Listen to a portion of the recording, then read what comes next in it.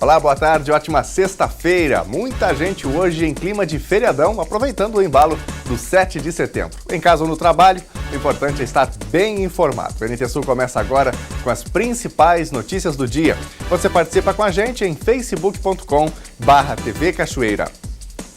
Cerca de 4 veículos são apreendidos todo final de semana por perturbação do sossego em Cachoeira do Sul. O motivo? Som alto. Você vai ver como foi o desfile de 7 de setembro em Cachoeira do Sul. A crise do governo Sartori e a desestruturação financeira dos funcionários públicos. Você vai ver em reportagem especial o que leva um casal a optar pela adoção. Eu não me sinto um pai adotivo, eu sou pai. Só isso. Não tem diferença nenhuma, né? Que sempre perguntavam, tu não podia ter filho? A primeira pergunta, né? Não foi por isso.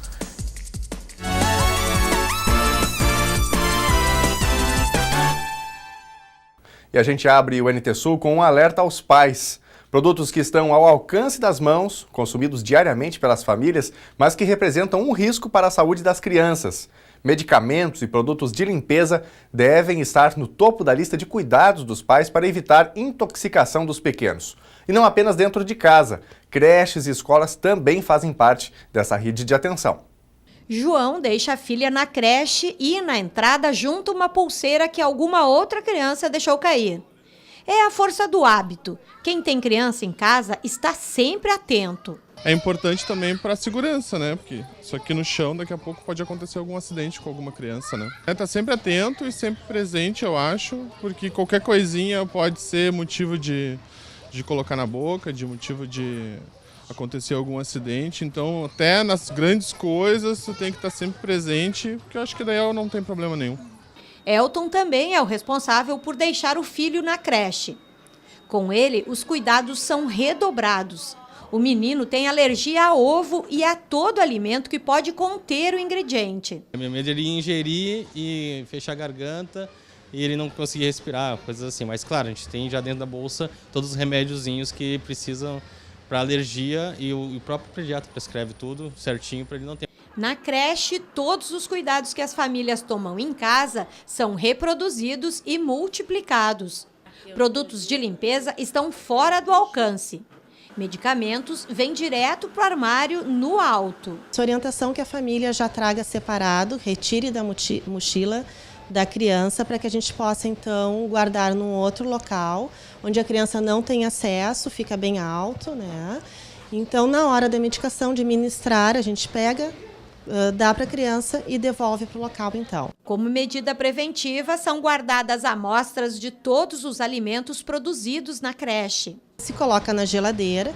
Se houver alguma contaminação alimentar em alguma turma, na escola, por algum motivo, nós temos a possibilidade de levar esse material para laboratório, para análise, para ser confirmado ou não a contaminação de alimento aqui na escola.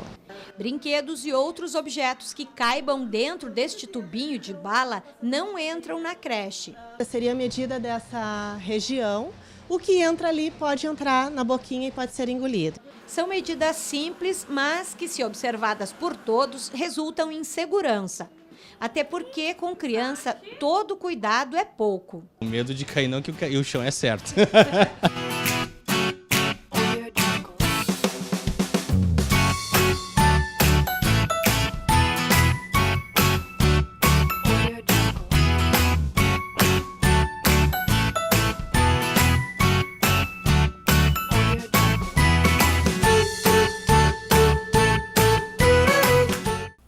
A exploração do ambiente faz parte da infância, mas leva a riscos, como a ingestão de substâncias impróprias. A curiosidade que faz as crianças levarem objetos e produtos à boca é motivo de preocupação constante dos pais. A gente orienta muito eles também, além de estar sempre olhando, porque eles são muito rápidos, né? A gente orienta eles, né? Sempre. A orientação é melhor, prevenção. Eu sempre trabalhei fora, então sempre expliquei para elas que não dá para botar coisa na boca. Às vezes botam lápis, alguma coisa, a gente sempre está cuidando. E a gente tenta também mostrar para ele, isso aqui não pode, isso aqui o nenê pode pegar, isso aqui não pode, é só a mamãe, só o papai. Este médico explica que, além da orientação, é importante dificultar o acesso a produtos tóxicos e nunca trocar substâncias dos rótulos corretos. Em termos de medicamentos, a gente sugere para as crianças nunca dizer que assim, isso é um docinho, é um remédio, uma sobremesa, é um doce, né? Para não criar também essa ideia para a criança de que remédio é alguma coisa que pode ser utilizada tão livremente assim.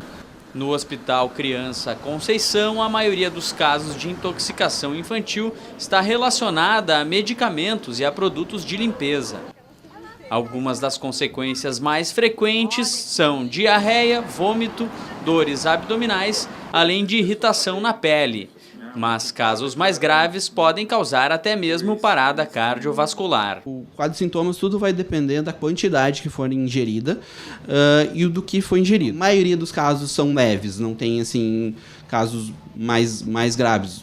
Uma que outra vez aparece, mas a grande parte são sintomas mais leves, ou que a criança fica pouco tempo no hospital, só para observação, para ver se não vai desenvolver nenhum sintoma de alerta ou gravidade. O pediatra também recomenda o telefone do Centro de Informação Toxicológica para prestar as primeiras informações aos pais antes de levarem a criança ao hospital. Uma prática vem incomodando a população das cidades. Veículos que usam equipamentos potentes de som e infringem a legislação, atrapalham as pessoas e têm aumentado o número de denúncias na Brigada Militar. De acordo com o comando da Brigada de Cachoeira do Sul, cerca de 4 veículos são apreendidos todo fim de semana por perturbação do sossego causado pelo som alto. A Resolução 624 do Conselho Nacional de Trânsito proíbe que o som de veículos seja ouvido do lado externo do carro. Quem desrespeita esta regra está passível a uma multa de R$ 195,23, além da perda de 5 pontos na Carteira Nacional de Habilitação. Mas o que a população tem a dizer sobre isso? E o que falam aquelas pessoas que gostam de um sonzinho um pouco mais forte? Qual a sua opinião com relação a esses carros que passam com som alto? Você gosta ou não gosta? O que você acha disso? Depende do horário. Tem horários assim, horários de noite, antes das 10, que é dia de festa, final de semana, não tem problema. Agora, dia de semana é meio ruim, porque todo mundo trabalha e tem pessoas que se incomodam. Olha, eu acho que é muito complicado, porque tem pessoas idosas que têm problema. E aí, no caso, elas ficam nervosas e pode causar até um acidente mais grave, ocasionando vítimas, né? Qual a opinião do senhor com relação a esses veículos que passam com som alto aqui em Cachoeira do Sul? É horrível, é horrível. Olha pra te ver, problema de ouvido, é horrível. O senhor acha que incomoda? Incomoda bastante, não é muito agradável, principalmente à noite. Mas assim, durante o dia eu até acho que não sei se incomoda. De acordo com a Resolução 624, de 19 de outubro de 2016, do Conselho Nacional de Trânsito, ficou estabelecida a regulamentação e fiscalização de sons produzidos por equipamentos utilizados em veículos. Mas a infração pode ser notada em várias situações no dia a dia. E segundo o comandante da Brigada Militar de Cachoeira do Sul, Major Jaime Soligo, o número de apreensões de equipamento de som vem crescendo, principalmente porque também aumentaram as denúncias de perturbação do sossego. A Brigada Militar atua, principalmente por denúncias de pessoas que estão sendo perturbadas.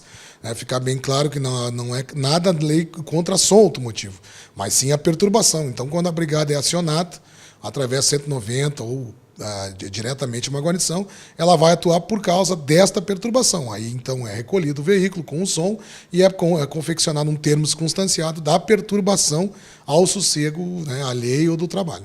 De que forma a brigada faz o aferimento com relação aos decibéis? Existem alguns equipamentos, como o decibelímetro.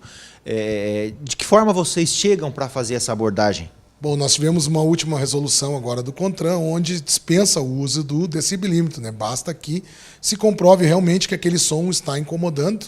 Então a brigada ela fica, como eu te disse, a maioria nossa é por denúncia, A pessoa liga, olha, tem um veículo marca tal, placa tal, está com o som alto aqui em tal endereço. Então, baseado nisso, a brigada faz a abordagem, faz os procedimentos e faz, então, a lavratura do termo encaminhada ao judiciário para que lá seja tomada alguma ação contra essa perturbação do sossego.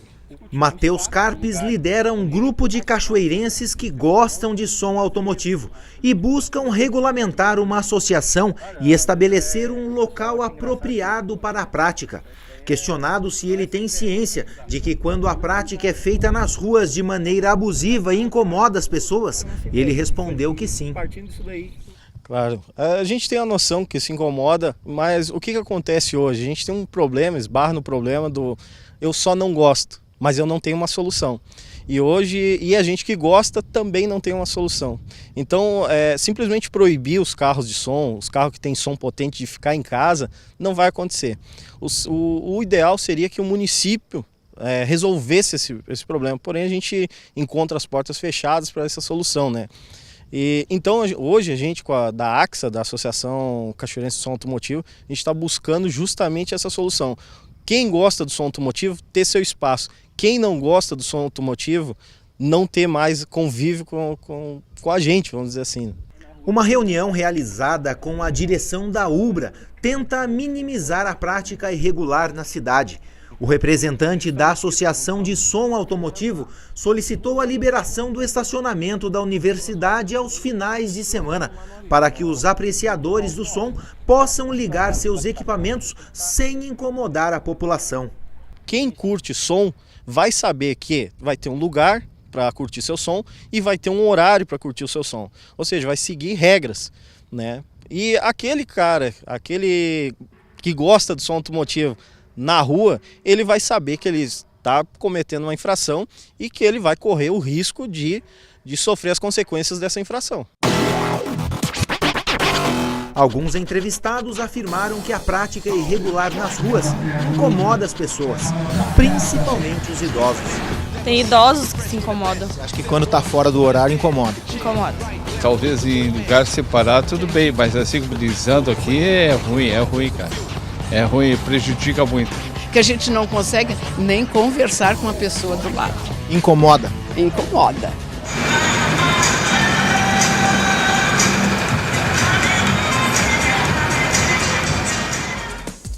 E depois do intervalo aqui no NT Sul tem reportagem especial, o que leva um casal a optar pela adoção. Eu não me sinto um pai adotivo, eu sou pai, só isso. Não tem diferença nenhuma. Né? Que sempre perguntavam, tu não podia ter filho? A primeira pergunta, né? Não foi por isso. Você vai ver também como foi o desfile de 7 de setembro em Cachoeira do Sul. E ainda, a crise do governo Sartori e a desestruturação financeira dos funcionários públicos. O NT Sul volta já.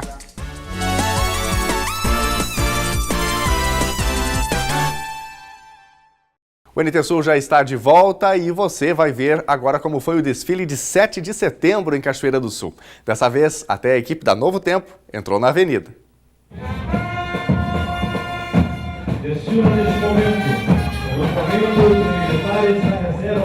Mais uma vez, o desfile de 7 de setembro em Cachoeira do Sul foi aberto pelo 3º Batalhão de Engenharia de Combate e pelo 13º Grupo de Artilharia de Campanha. A programação era para 8h30, mas passava das 9 quando os militares iniciaram a marcha.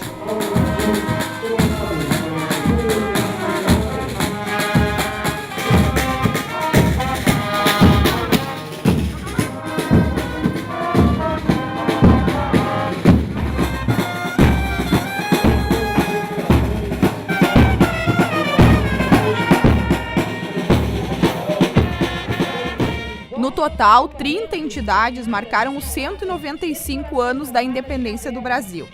Entre elas, a Instituição Adventista do Sétimo Dia, que pela primeira vez contou com a equipe do NT Sul, seus familiares e amigos.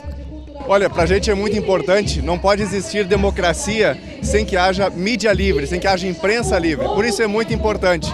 Segundo ponto, para que haja jornalismo, para que haja comunicação, tem que haver inserção na comunidade. É isso que a gente busca, estamos felizes de poder participar. Um dia lindo de sol. Com certeza, o tempo realmente colaborou. A colega Lena Caetano não desfilou porque foi a mestre de cerimônia junto do radialista Carlos Simonetti. O tema municipal homenageou os 130 anos de João Neves da Fontoura. O estadual, 80 anos da Corrida do Fogo Simbólico da Pátria e 70 anos da Chama Crioula. e o nacional, o centenário do falecimento de Oswaldo Cruz. Como forma de protesto, a Polícia Rodoviária levou apenas 2 viaturas e a Brigada Militar uma. O momento político brasileiro é um momento difícil, mas mesmo assim a gente tem o orgulho de prestar essa homenagem à nossa pátria, principalmente depois daquele desfile fantástico dos militares. Estou vendo agora aqui as escolas também prestando essa homenagem à nossa independência do Brasil. O desfile cívico aqui em Cachoeira do Sul trouxe muita gente para a Rua Júlio de Castilhos, mas não foi só para desfilar, para assistir também. Tá muito bom. Tá bem bom. Bonito? Sim. Eu tô gostando, tá muito bonito, muito bom. Porque minha filha vai desfilar, por isso que eu vim. Uma data importante, né? É importante uma data. Pra Cachoeira, pro Brasil também, né? Bom, sempre é bom, né, recordar o civismo, né, a evolução das escolas, né, dos grupos sociais de apoio, é muito bom. Você assiste todo ano? Esporadicamente, nem sempre, mas tá muito bom. Pena as bandas, né, que temos só 2 bandas agora atualmente, né. O que vocês acharam do desfile? Bem legal. Bom, foi bom. Foi bom. Foi bem produtivo e nós gostamos. Vocês já tinham desfilado outro ano? Sim. Eu ainda não, esse é o meu primeiro desfile. Foi tua estreia? E como que foi? Foi bom. Eu achei legal, foi bem interessante, porque é uma nova experiência. Eu desafio de perguntar para aquelas crianças, todas que vão desfilar, exatamente o que estão fazendo ali. Por que estão desfilando? Fizemos a pergunta para aquelas pessoas que saíram cedo de casa para prestigiar mais um desfile. O que significa o 7 de setembro? O 7 de setembro.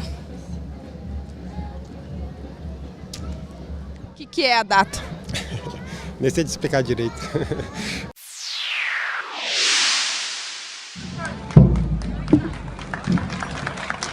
O desfile de 7 de setembro em Cachoeira do Sul foi marcado também por protestos contra o governador gaúcho José Ivo Sartori.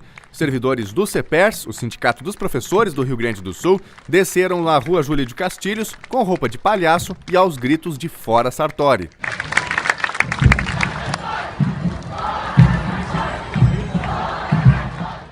O parcelamento e atraso no pagamento do salário dos servidores estaduais gaúchos já desestruturou a vida financeira de grande parte do funcionalismo. A crise nas finanças do governo é uma situação que persiste, preocupa e ainda não tem solução a curto prazo. Indignação, impotência. O futuro é totalmente incerto. Resumidamente, esse é o sentimento do funcionalismo público estadual gaúcho, com os sucessivos parcelamentos de salário que ocorrem desde 2015. As redes sociais são recheadas de publicações, desabafos e muita revolta com a situação de descontrole financeiro do Estado, que agora se replica na vida e rotina dos funcionários. Jane foi professora por 34 anos e há 7 está aposentada. Ansiosa e muito agitada com o parcelamento, que a obriga a escolher o que pagar primeiro e atrasar o restante, ela nos recebeu e desabafou. A gente passa assim, na ponta do lápis, fazendo continhas para o final do mês. Fazendo as continhas. Quando chega o final do mês, o que vai acontecer? E a expectativa. A expectativa gera uma ansiedade. Vocês não têm noção da ansiedade que gera. A expectativa de não saber o que vai acontecer a cada final de mês. Dia 30, 31 para nós é checkmate sempre. Não se sabe o que vai acontecer. A professora não aceita as justificativas do governo. Lembra que durante a campanha já haviam dificuldades e que para tudo havia solução. Ninguém assumiu enganado. Ela lamenta a falta de cumprimento de direitos fundamentais que são assegurados por lei. Para nós é a revelia. A nossa situação é a revelia. O funcionário é uma situação a revelia. Se caminha para uma situação que até se desconhece qual vai ser o resultado final. Porque não existe lei que nos assegure mais nada e nos ampare para nada. Sabe? Essa mesma legislação que vale para os outros não vale para nós? O primeiro-tenente da reserva do Corpo de Bombeiros, Hilton Lemes, nos recebe junto a certificados e medalhas que lembram parte da sua carreira. Além das contas, mensalmente, ele tem que pagar 2 pensões alimentícias, o financiamento de 2 carros e escola para as 2 filhas. Tudo está atrasado. Ele diz que até na pouca reserva financeira que tinha já mexeu e manifesta preocupação com os demais colegas que não têm sequer essa alternativa. a gente consegue, no final da carreira profissional, né, ter alguma reserva financeira, né? Isso é uma boa administração, coisa que o nosso governador não faz no Estado. Mas há mais de 20 meses, sempre buscando as reservas técnicas, a partir deste mês de agosto, ficou bem complicado com essa menor parcela de R$350. A gente vive conforme a gente ganha. A gente ganha 1.000, a gente vive com 1.000. A gente ganha 2.000, a gente vive com 2.000. Então, as rendas, as faixas salariais menores do Estado, eu tenho certeza que as que enfrentam a maior dificuldade. E com essa parcela de R$350 aí, ó, quem tem despesa, e todos nós temos, luz, água, telefone, internet, não vamos nem falar em mercado, não vamos nem falar em mais nada. Tenho certeza que esse dinheiro não deu praticamente para nada. A Adriana cria sozinha os filhos de 10 e 14 anos. Ela é mais uma professora do Estado que também já está refém do cheque especial, tem contas em atraso e se ressente dos filhos terem que ver a mãe, uma trabalhadora, sendo cobrada pelos devedores. Corte de despesas, atraso de pagamentos, muitos pagamentos, contas atrasadas, a gente vai assim jogando as contas, né? Uma paga agora, a outra deixa para pagar depois, coisas que nunca aconteciam antes, estão acontecendo agora, e os meus filhos já estão se acostumando a isso também, infelizmente. Eles estão vendo a mãe deixando de pagar contas, né? Pagando umas, deixando de pagar outras, né? Por falta de salário. Não há nada que a gente possa fazer para mudar essa situação. O funcionalismo público estadual reclama, e com razão. Se administrar um orçamento com o salário em dia já é difícil, imagina administrar um orçamento doméstico com o salário parcelado quando esse salário vem. Nós perguntamos para um economista se existe um caminho, existe alguma dica que possa ser dada para que esse orçamento possa ser administrado de uma maneira racional. Arnildo Schitz respondeu. Eu digo, não é bom, mas é muito melhor isso, e sabendo que, por exemplo, eu não recebo até o dia 1º, mas até o dia 12, 13, 14 eu vou receber, do que eu não ter emprego e não receber nada, não ter perspectiva nenhuma, eu não saber nem o que vai ser o meu dia de amanhã. É quase um beco sem saída, como nós diríamos aqui, né?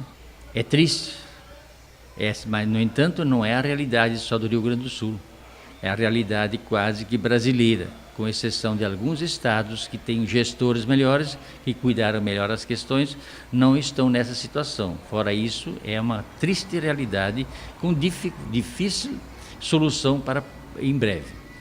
O que priorizar nessa situação? O que o senhor sugeriria? Eu acho que primeiro prioriza o sustento da família, né? Primeiro nós temos que analisar, vamos comprar a comida, se possível pagar o aluguel, para que a gente não seja despejado, e depois vamos dar conta ao restante. Nós precisamos morar, nós precisamos pagar a nossa luz, porque também sem luz e sem água nós não podemos viver. Então, priorizar nesta ordem, mais ou menos. E diante dos constantes problemas políticos do Brasil e do Rio Grande do Sul, a pergunta que tem sido feita por muitos é: adianta votar? Júlio Mafuz comenta.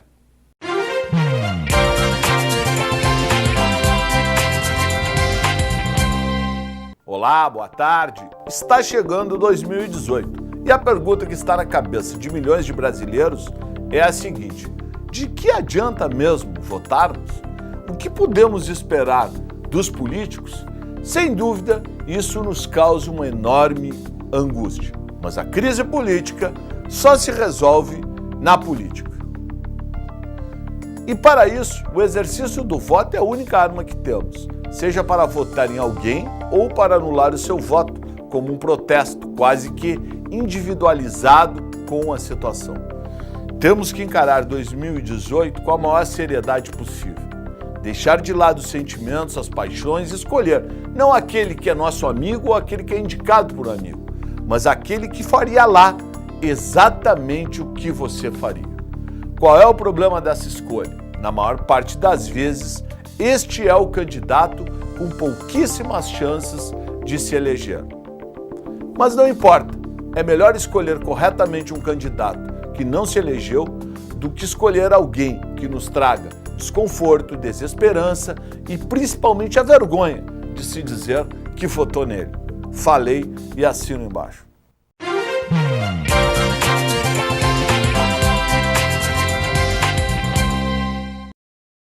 A Câmara dos Deputados aprovou na segunda-feira, dia 4, um projeto que muda as regras para adoção no Brasil. No texto que agora segue para análise do Senado, serão colocados para adoção os recém-nascidos e as crianças que não tiveram sido procuradas pela família ou pela família de origem no prazo de 30 dias contados da data de acolhimento. A proposta trata ainda da entrega voluntária, apadrinhamento afetivo, guarda e adoção de crianças e adolescentes. Mas, de fato, o que leva um casal a optar por ter um filho adotivo? O que sentem esses jovens? E o que enfrentam na sociedade? A reportagem especial é de Gabriela Bella. O que mais vale num processo de adoção é a tua real vontade, é a tua persistência, é a certeza daquele amor, né? Que tu tem que ter certeza. Se eu estivesse gestando um filho, eu não posso desistir daquele filho, como muitas vezes acontece, né? Desistem, não querem, e aí dão para adoção, ou muitos botam na lata do lixo, como a gente vê sempre na televisão. Mas desta vez, a televisão mostra a história de 3 famílias em que o amor começou fora do útero. De mães e pais que escolheram, ou melhor, foram escolhidos pelo olhar de crianças em busca de colo, cuidado e atenção. De famílias que os amassem independentemente da cor da pele ou de alguma deficiência. Às vezes nem sempre concordando, porque a gente faz coisas que os pais nem sempre concordam. Os meus discordaram, mas me apoiaram. Que eu acho que é o importante, encontrar o apoio, não é dizer, tá tudo certo, minha filhinha, tá tudo certo. Não foi assim comigo e nem precisa ser com filho nenhum. O Vitor nem sabe, mas ficou conhecido na região em 2014. Foi notícia em todos os jornais quando ele e o irmão gêmeo, na época com 11 meses, foram internados depois de serem atacados em casa por ratos. O Vitor nos dedinhos da mão e o Léo na bochecha. Depois da alta, foram direto para o Lar Bem Me Quer, onde ficam as crianças afastadas da família a pedido da Justiça. Lugar onde trabalha a Juliana, hoje mãe do Vitor. Bateu o olhinho, o coração bateu mais forte e foi. Não tinha outras crianças lá, poderia ter sido outras crianças, né? Mas ele me chegou com várias dificuldades, né? E a gente foi procurando saber dos médicos, dos probleminhas. E aí bateu aquela vontade de dizer, não, vamos melhorar a vida dele, vamos melhorar a questão da saúde dele, vamos, mostrar para ele que ele é amado, que ele é bem-vindo, né? Que não interessa se ele tem problema ou não, ele é uma criança bem-vinda. E desde que a Juliana e o Vitor se encontraram a primeira vez, ela não teve dúvida que o casal superaria a dor causada por uma gravidez ectópica, que aconteceu em 2009. A gravidez ectópica, ou tubária, é uma anormalidade que acontece fora do útero. O Vitor herdou do pai epilepsia, e a desnutrição fez com que tivesse 3 paradas cardiorrespiratórias que deixaram sequelas que a Juliana quer ajudá-lo a enfrentar. É uma criança especial, mas não especial por ter essa deficiência dele, porque ele é especial. Não tem uma explicação, eu não sei te dizer assim, o que foi assim, nossa, o que te deu assim, o que te veio a querer ele. O jeitinho dele, o sorriso, o jeito que ele procurava, né? Eu chegava de manhã lá, às 7 horas da manhã, o Vitor estava acordado olhando para a porta. Ele ouvia a minha conversa, ele já se despertava. Então, assim, foi. Ele também me puxou, ele escolheu. Eu não escolhi, ele me escolheu. Hoje tu tá em guarda provisória. Tem 1 ano ainda para ele ter o mesmo sobrenome que o teu e que o do teu marido. É uma expectativa? Muito grande, muito. Que a gente já fica planejando, né? Ai, quando é que vai ser, né? Será que vai ser em junho do ano que vem que a gente já vai poder passar ele para o nosso nome? Fase que a Rosana e os pais também passaram. A questão de procurar, a gente sempre tentava vias naturais, né? Não deu, optamos então por a questão da adoção. Mas no fim, ser pai é muito bom, não importa a forma que seja. O pai, no casal, vê muito mais a parte de ter o amor, uma série de coisas, mas eu sou muito mais protetor, né? Mais fechado, né, protetor, e por ela ser menina, é uma relação mais... existe uma relação de controle. As pessoas pensam, né, que o filho é adotivo é diferente. E não é. É igual, idêntico. Os problemas vão ser os mesmos. Tu pode ter um filho biológico cheio de problema. E tu pode ter um adotivo também cheio de problemas. Então, a relação é a mesma. Não tem diferença nenhuma. Antes de optar pela adoção em 2004, a Simone teve uma gestação interrompida na 5ª semana. Inúmeras foram as conversas até que o casal resolveu buscar o Fórum de Palmeira das Missões, onde moravam na época, e encontraram com a Rosana. Mas a juíza negou o pedido de guarda. E a menina, que morava no abrigo junto dos irmãos, lembra até hoje da despedida. E eu acho que... porque eu não ia mais ver eles, né? Então, tipo, aquele momento era assim... de tchau, né? Mas... de talvez nunca mais se encontrar. Mas depois que eles voltaram, assim, foi uma alegria tanta, né? Foi avisada que eles iriam voltar pra te buscar? Foi. E eu tava esperando, né? Eu tava ansiosa, assim. E eu lembro quando eles vieram me buscar, que eu saí correndo pra abraçar o meu pai. Foi ótimo. Foi graças aos laudos psicológicos que a Rosana passou a apresentar depois que a Simone e o Gilmar estavam morando em Curitiba, que um promotor resolveu procurá-los e dar a guarda provisória, em 2005. E lá atrás, quando a gente volta lá para 2006, 2005, 2006, que foi quando a gente, logo, o nosso início com a Rosana na convivência diária mesmo, né? 24 horas, indo para a escola, voltando da escola, tendo lição de casa para fazer, e organiza quarto, faz, a convivência é igual, não muda. Esse rótulo, isso que o Gilmar diz, ela não está escrita, sou filha adotiva, tenho que ter uma relação diferente, não existe isso. É filho. É filho, vai seguir regras, vai ter educação, nós vamos passar os nossos valores, os nossos princípios, é assim que nós gostamos, por isso que tu tá nessa família, é por isso que a gente se encontrou, pra gente dar continuidade na nossa história. Então, o caso de devolução é muito alto, os casos de devolução, porque as pessoas, quando veem nas dificuldades, e quantas dificuldades a gente passou? Muitas. Sabe? Da Rosana teimar, da Rosana bater porta, da gente brigar, sabe? E é uma família, né? É uma família, é uma criança que tava convivendo, que tá precisando seguir as regras. E esses pitis não foi porque ela não saiu de dentro? Não, nada a ver. Qualquer adolescente, então, assim, qualquer criança. ela não tem um rótulo dizendo, né? Eu sou criança, eu sou adotiva, então eu vou me portar dessa forma. Você é uma mãe adotiva. Não é. Isso que ele disse. A partir do momento que a Rosana entrou nas nossas vidas, desde o primeiro olhar, desde o primeiro instante, e que a gente teve a certeza de que aquilo ali era para sempre. O que significam os dois na tua vida?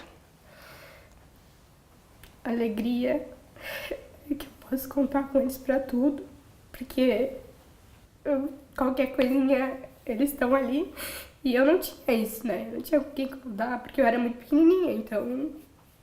Pra mim, eles são tudo. Aqui na casa da família Silva, a história é do Pedro Henrique, ele que chegou aqui com apenas 8 meses de idade. Carmen, 22 anos, é uma história, uma vida toda. É uma vida. E tu nunca teve dificuldade de engravidar, tanto que não. Teve o primeiro filho, e por que adoção? Não sei.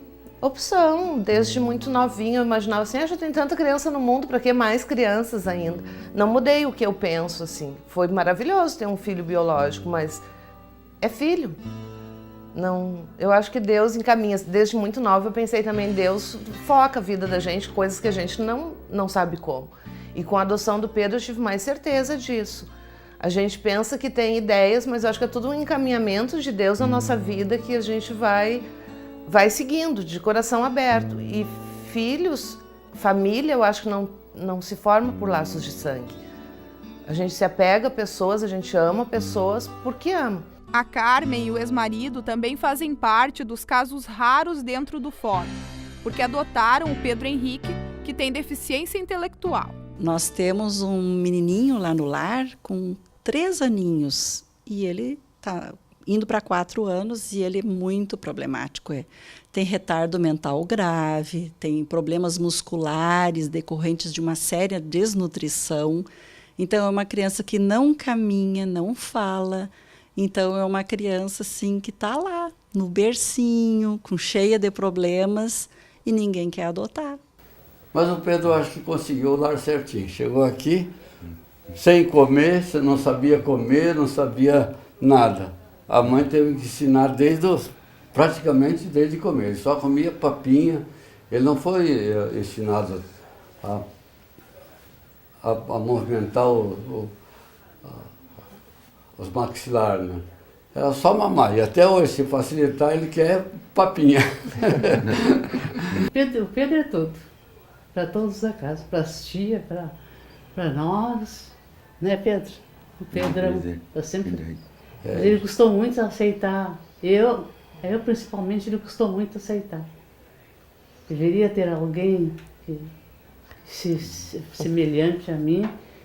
Que não, e ele, quando ele tinha acho que uns 5 anos, ele chegou com um bilhetinho, e o bilhetinho estava escrito "Eu te amo, vó", e ele me deu um abraço e disse "Eu te amo, vó". Aquele dia ele aceitou. Até ali foi difícil. O Pedro Henrique, que já concluiu o ensino médio, conta que agora frequenta a PAI. Lá eu faço dança, basquete, tem as oficinas que são bem legais também, papel lá. Inglês. Foi praticamente como se tivesse tido gêmeos. E muita gente pensava que eles eram gêmeos quando eles tinham um certo tamanho, que eles eram pequenininhos assim. Daí diziam, são gêmeos, são diferentes um do outro. Eu acho que o poder que se tem é a decisão de tu querer amar pessoas. Como filhos, como pais, porque tem pessoas que adotam estranhos, adotam adultos, idosos. Tem pessoas que adotam amigos. Eu acho que esse poder eu tenho, de aceitar que eu posso amar pessoas. Esse é o poder. Eu não me sinto um pai adotivo, eu sou pai. Exatamente. Só isso. Não tem diferença nenhuma. A gente persistiu, a gente não se deu por vencido. Então, quando disseram não, né, de alguma forma, ela conseguiu reverter.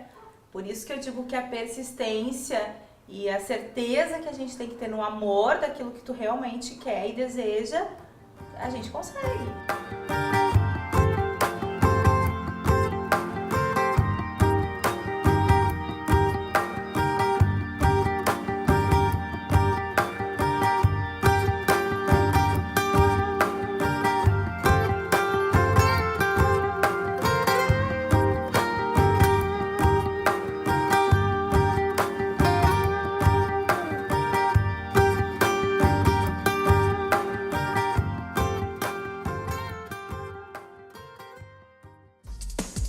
Depois do intervalo, o tema é Direito do Idoso. Vamos conversar com o Relações Públicas da Associação de Aposentados e Pensionistas de Cachoeira do Sul, Werner Bittelblum. O NT Sul volta já.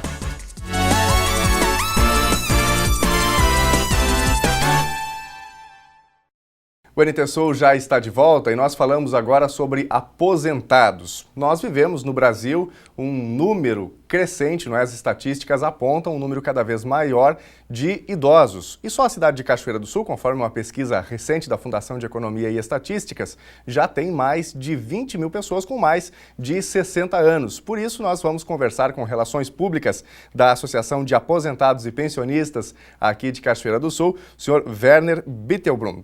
Werner, boa tarde, obrigado pela presença com a gente aqui na TV Novo Tempo. Boa tarde a todos e a nossa saudação aos nossos ouvintes e principalmente aos associados da nossa entidade.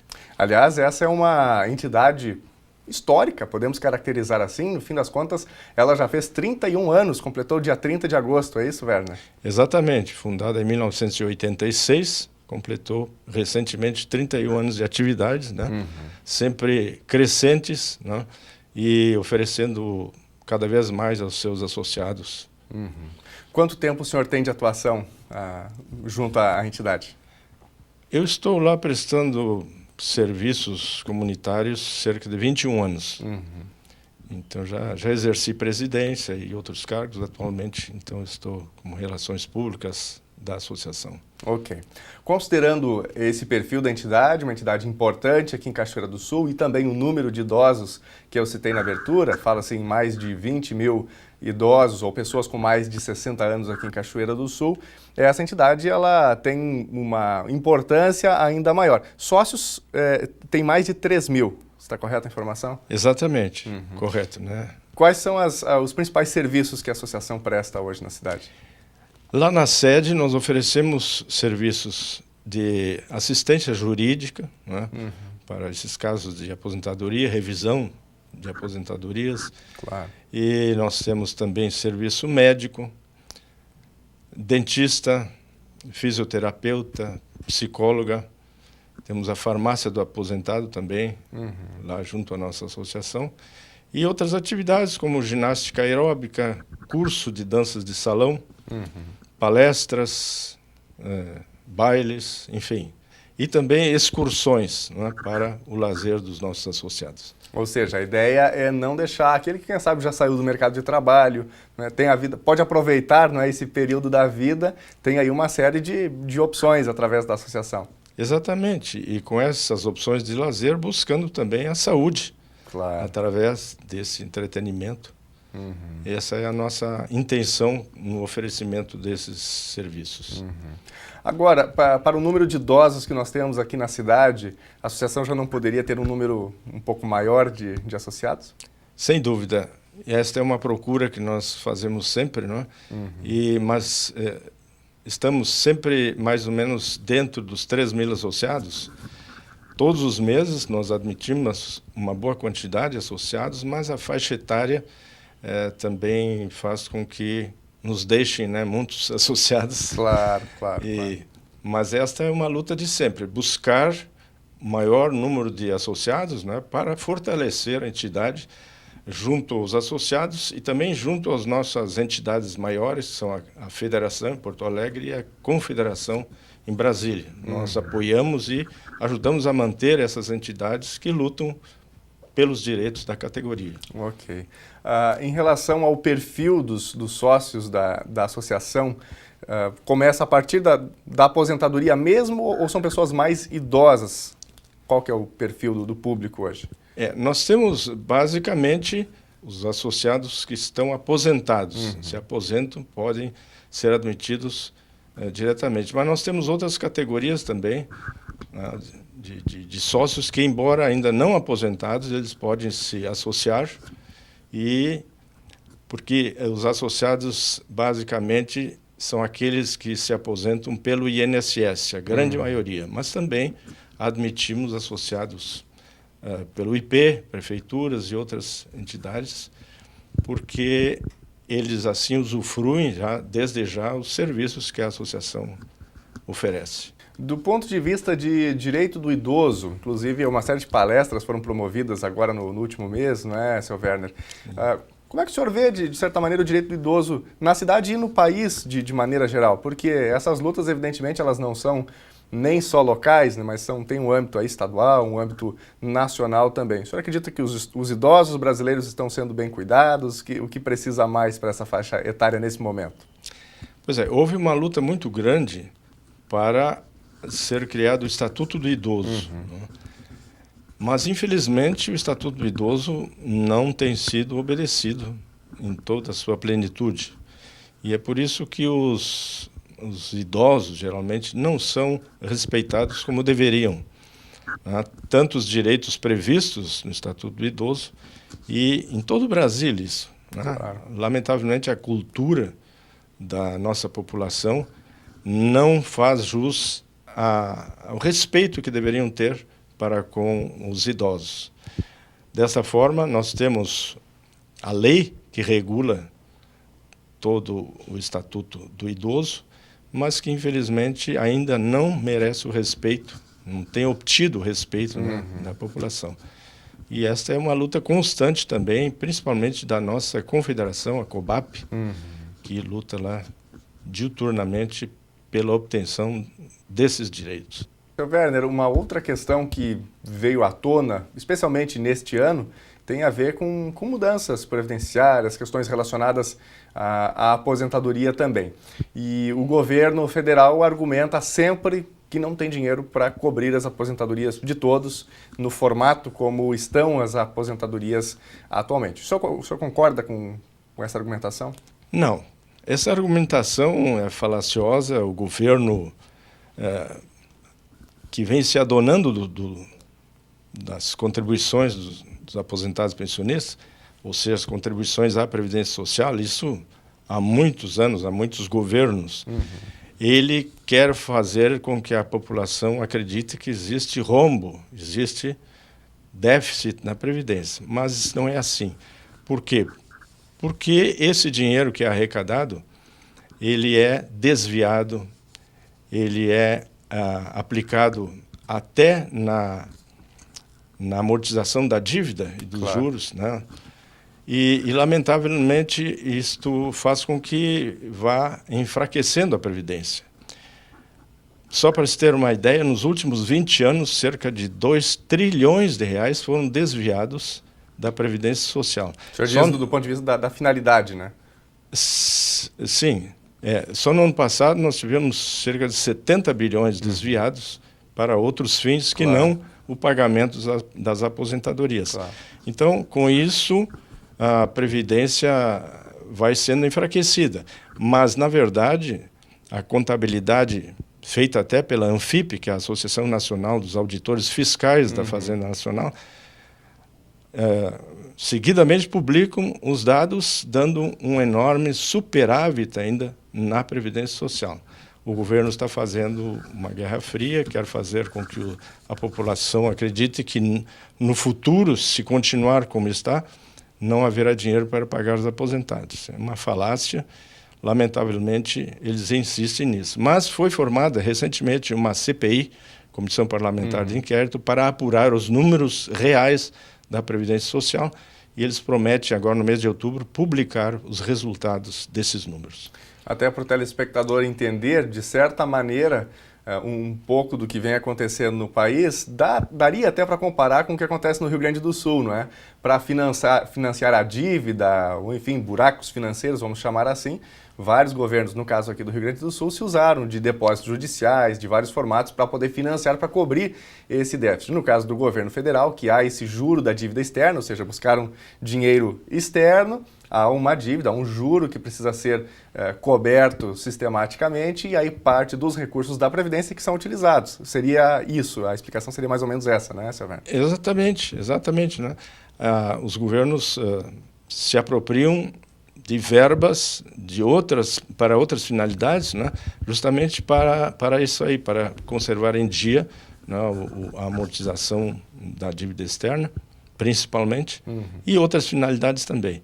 E também o dinheiro da Previdência já foi utilizado em tantas obras, né, nacionais, e esse dinheiro não voltou mais. Então, a Previdência sempre foi superavitária e acredito que vai continuar sendo, a não ser que uma reforma previdenciária, como está sendo pretendida pelo governo, venha a alterar isso aí. Mas me parece que para este ano não há mais clima para a aprovação desta reforma pretendida pelo governo. Claro. E esse é um assunto assim, de suma importância, porque, no fim das contas, o país ele vem envelhecendo ou tendo uma porcentagem maior da população com mais de 60 anos, a expectativa de vida também cresce. Como é que o senhor vê a participação do idoso? Quem sabe essa pessoa poderia ainda ser reinserida no mercado de trabalho de alguma maneira? Quais seriam os caminhos para essa faixa etária? Tanto para que desfrute de lazer, quanto, quem sabe, a pessoa tenha a ideia de trabalhar um pouco mais, ter uma renda extra. Como que o país poderia se encaminhar para esse novo modelo, esses novos tempos, vamos dizer assim? Eu acredito que os idosos, até uma certa idade naturalmente, né, sempre procuraram e obtiveram até há pouco tempo, né, uma vaga, né, para desempenhar alguma atividade, não só por obter uma renda a mais, mas também para a conservação da sua saúde, mediante a sua atividade. Mas agora, como nós vemos esse panorama que se criou com mais de 13 milhões de desempregados, né? Ficou pior a situação, é bastante difícil, né? Nem as pessoas novas estão conseguindo. E, logicamente, a gente espera que haja uma reversão nesse aspecto da nossa economia, para que volte a crescer o país, né, a economia do país, e com isso criar novas empresas, novos empregos, e só assim é que eu acho que os idosos terão, mais uma vez, oportunidade de desempenhar alguma função. Exato. Porque a gente vê, por exemplo, recentemente eu vi um estudo sobre o Japão, uma série de reportagens tratando sobre o Japão e como idosos são utilizados, né, fazendo, enfim, funções que são, inclusive, estratégicas. E já aqui no Brasil, ao contrário, muitos idosos sendo desligados, seja pelos altos salários ou por outros motivos, quem sabe a empresa se incomoda por algum fator relacionado à saúde. Só que, por outro lado, são pessoas muito gabaritadas, qualificadas, têm experiência e aí depois não conseguem se reinserir ou se reintegrar ao mercado de trabalho, ao passo que as empresas cobram também experiência, enfim. Então, quer dizer, é uma mão de obra que poderia ser, de alguma maneira, também preservada, né? Eu acho que isso é uma questão de cultura, né? A cultura japonesa é fantástica, no sentido do respeito aos idosos, né? E nós aqui, lamentavelmente, não temos essa cultura. E isso dificulta todo o processo, né? Assim que é difícil a gente prever alguma melhoria a curto tempo, pelo menos, né, para que os idosos voltem a ter oportunidades de emprego. Ok.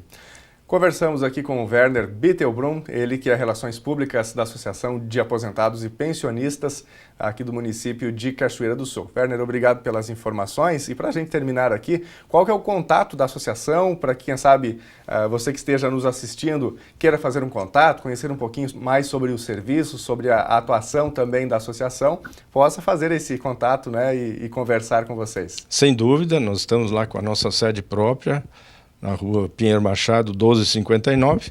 E também informações podem ser obtidas com a nossa secretaria pelo telefone 3722-4502. Ok, muito obrigado então pelas informações. Sucesso aí nas atividades da associação. Muito obrigado. E o NT Sul desta sexta-feira fica por aqui. Outras informações no nosso site novotempo.com/NT Sul. O NT Sul volta ao ar segunda-feira ao meio-dia com Darcy Visão. Uma ótima tarde para você, bom fim de semana. Tchau.